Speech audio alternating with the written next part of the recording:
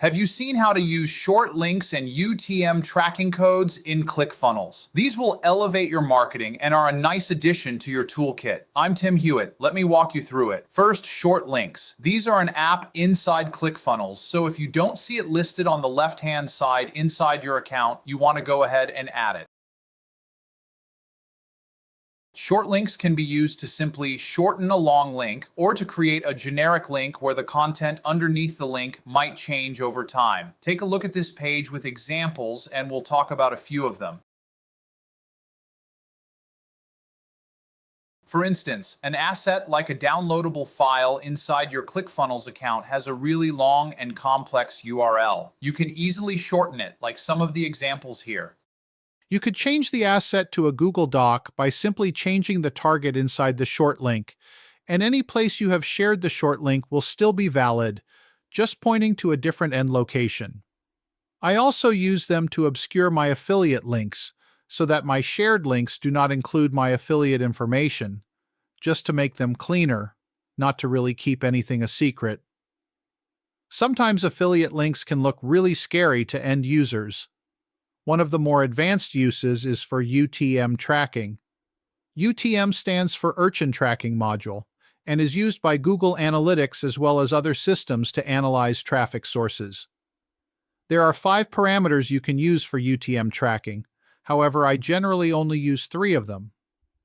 If you use them with Google Analytics, the first 3 are mandatory, so I am in the habit of just using those.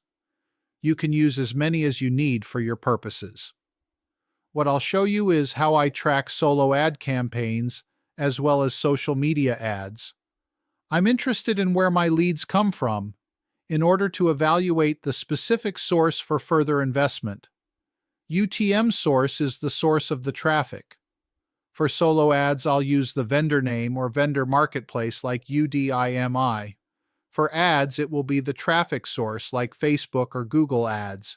UTM Medium is the marketing medium. For solo ads, this will be the vendor name for a marketplace ad, or a special keyword like summer sale for dedicated vendors. For ads, this will typically just say ad. UTM campaign identifies what I'm advertising. This is usually my own internal code that leads back to a tracking spreadsheet, like solo ad 1 or before after 1, and can be anything that means something to you. I don't generally use UTM term or content. Term lets you identify what search terms are in use in something like a Google ad, and content can be used to differentiate links or different versions of an ad. These are optional, but may be valuable to you depending on how or if you use them. I'll provide the short link to the solo ad vendor for my ad, or to Facebook in my ad campaign, and then I can see where my leads come from. Before I jump to the visibility part, let's take a quick look at the bottom of the short link page. You can set the redirect to be temporary or permanent.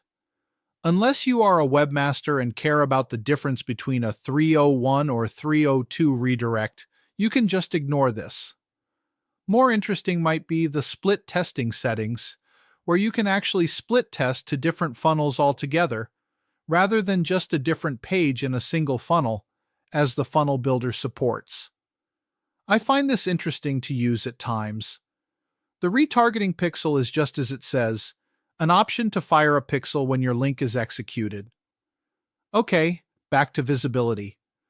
The first place I use this is in a notify step in a workflow after an opt-in takes place.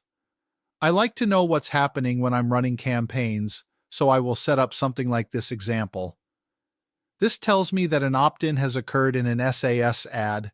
That's my Solo Ad Secrets book ad campaign. It lets me know who opted in and what UTM parameters were on the link. We can also see this information in the contact record under Custom Attributes.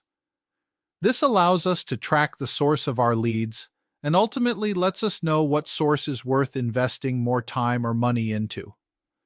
These UTM sources do not have to be paid ads. They can simply be social media sites like TikTok or Instagram. And using the UTM parameters and short links, you can track these to the level of detail you need to know if these sources are valuable to you or not. I hope this has been helpful, And as always, I am here to answer any questions you might have about short links or UTM tracking. If you are not yet a ClickFunnels user, a free trial link can be found below.